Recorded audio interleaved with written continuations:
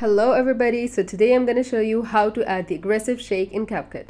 So I'm going to go on to a new project. Now you can use photos or videos for this one, but I'm just using photos.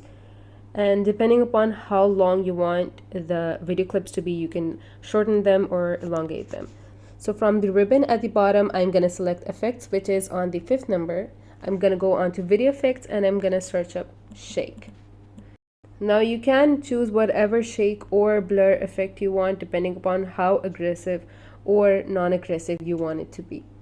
Now that the effect has been applied, as you guys can see, I can play around with how long I want it to be there and if I want like a reveal at the end of the shake. So for example, this is where I am letting the video effect end. Alright, so I can select the video clip on top of it, and I can add a keyframe in the beginning of it and a keyframe at the end of it so as to solidify the changes that I had already made, and afterwards I can just zoom in.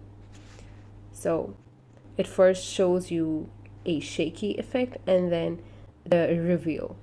You can duplicate the shake effect and add it to every single one of your videos, and the same way you can just add in keyframes, increase or decrease the amount of video effects you want. As you guys can see, I have applied the shake effect multiple times across the video. I can add in more layers of effects.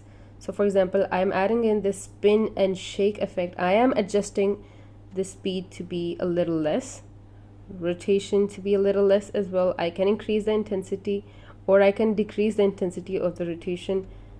This adds to the shake effect a lot more. So you can layer on effects, and that is how you get the aggressive blur on CapCut. And that is mostly it. Consider liking and subscribing to the channel if this was of value, and goodbye.